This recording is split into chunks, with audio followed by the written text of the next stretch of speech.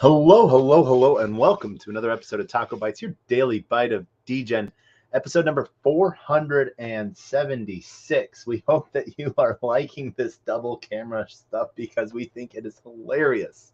I don't know why. I don't know why. Solana, DOT, and all the things. Man, it has been an amazing last 2 days. Seeing so many things move and seeing a lot of things start to pick up and come up. Obviously DOT has been making huge gains, and Solana's been making some big gains. I don't want DOT on Pancake Swap. I want DOT on Polkadot. I'm trying to just bring these two charts up, but they're whatever. It's gonna do its thing. So there we go. We'll do that. And so we've seen DOT travel from 450 to up to 746 in the last 2 weeks. We're starting to see more liquid DOT. So people are staking their DOT, liquid derivatives. And so these tokens can only be created by staking and locking DOT away. And so the reason why liquid DOT goes up in price just naturally is because of the APR that's built into staking DOT slowly goes into a reflection of that price. So if you were to go redeem one LDOT,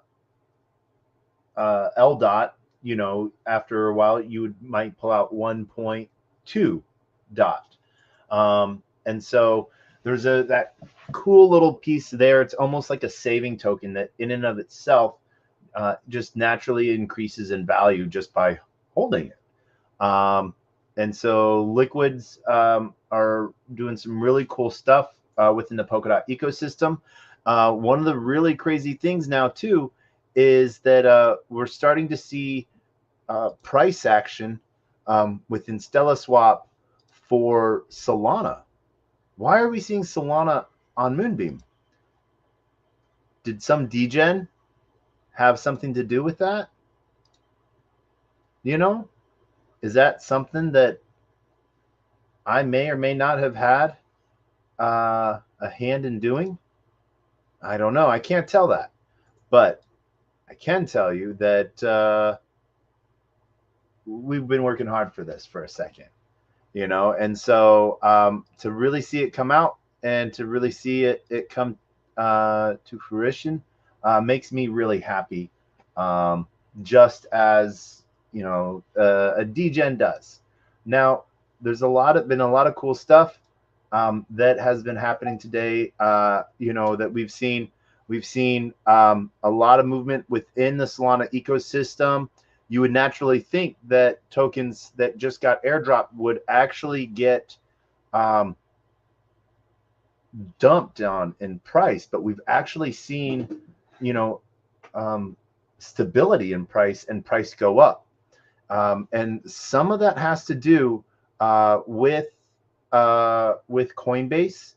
And the reason why I'm saying with Coinbase, is because Coinbase has started to is getting ready to list certain tokens.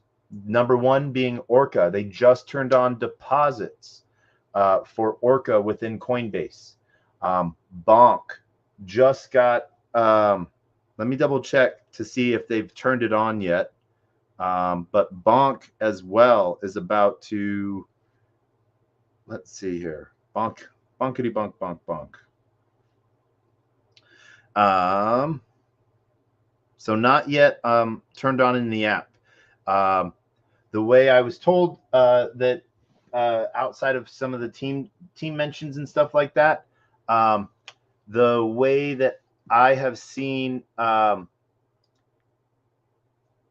some really cool stuff, and we would have to go on chain to look at this, is if you send Bonk to your Solana wallet on Coinbase, their API naturally adds just a micro amount of SOL, and then it moves that Solana to its hot wallet. And so that's a key indicator of them doing that. And so there's some cool pieces there to just sort of give you hints on what's happening on chain. Really excited to sort of see what this does to the Solana ecosystem.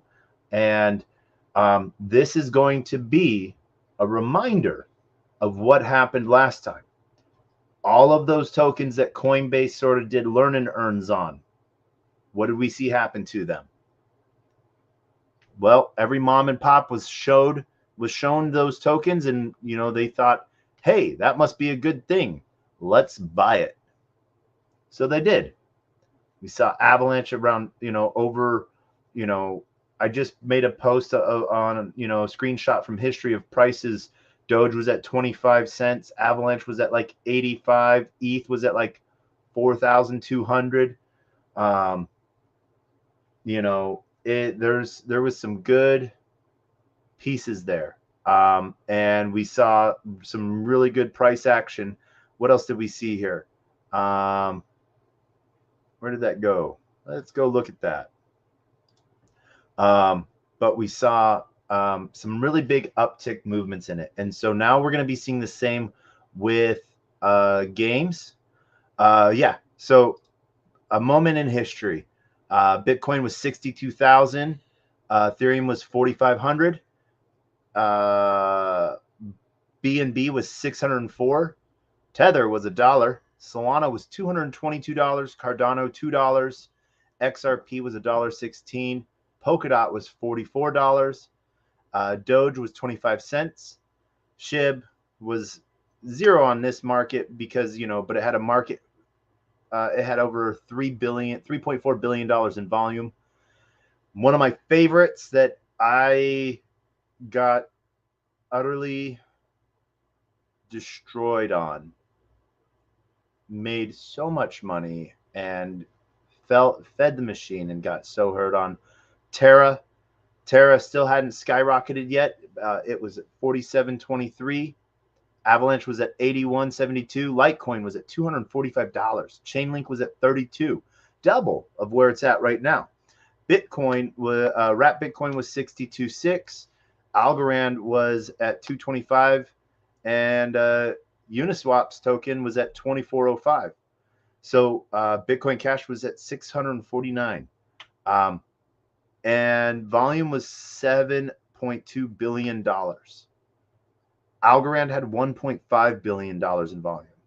So I just want you to notice, like, this is where we're at. We're starting to inch towards these things. So I want you to just sort of keep a track on of what was the volume amount that got us to these numbers and just kept it going. And why was it?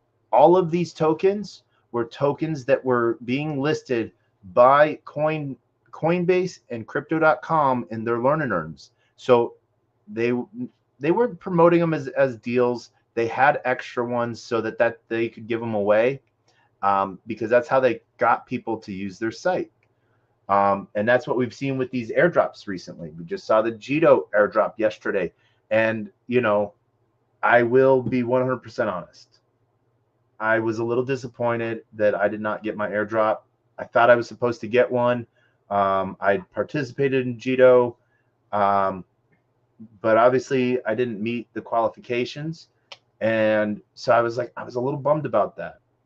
But I'm actually super happy for everyone that I know that got it, and for some of them, it might not have been life-changing, life-altering money, but it was enough to take a lot of worry off of their shoulders. We saw that also, for a lot of people that was life-altering money. And it wasn't because they were trying to speculate, go trade NFTs, and wash trade. They were literally supporting the ecosystem by staking. I think that's one of the coolest airdrops that I've seen in a while, outside of other staking airdrops, but because they were supporting the ecosystem. How can you not get that? That makes me happy, we're going to be doing this is going to be a quick bite tonight. I don't think we had planned it to be a quick night tonight, but after that, I can't top that, you know? So, but we had some great calls today with John Deaton. We're putting together a FOIA committee on, putting Freedom of Information Act requests into the SEC in a coordinated effort. So please either pay attention to my account or John Deaton's account. His account is John E. Deaton 1. And beware of scammers. And so really cool meeting putting that together. Now, on the opposite side of meetings, but still good meetings that I had today, got to meet with Prometheum, that made headlines, in front of the House of Representatives about declaring that all ERC-20s basically are securities. And I got to sort of learn a little bit more about how they feel that way. And so we, we had a great talk for about an hour and a half.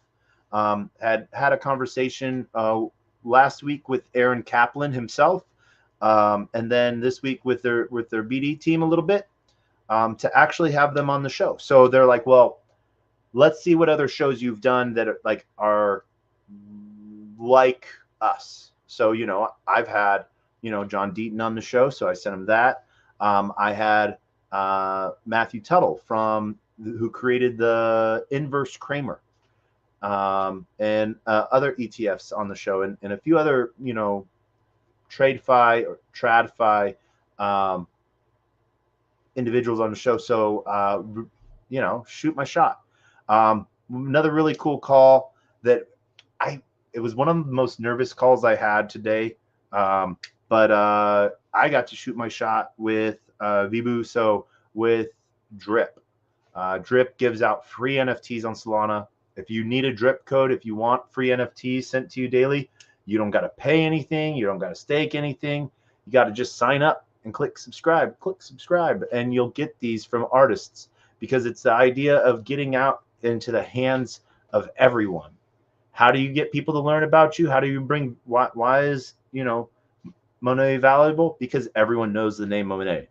Now, why are apes valuable? Because everyone knows the name Bored Ape. I was literally just walking in the subway the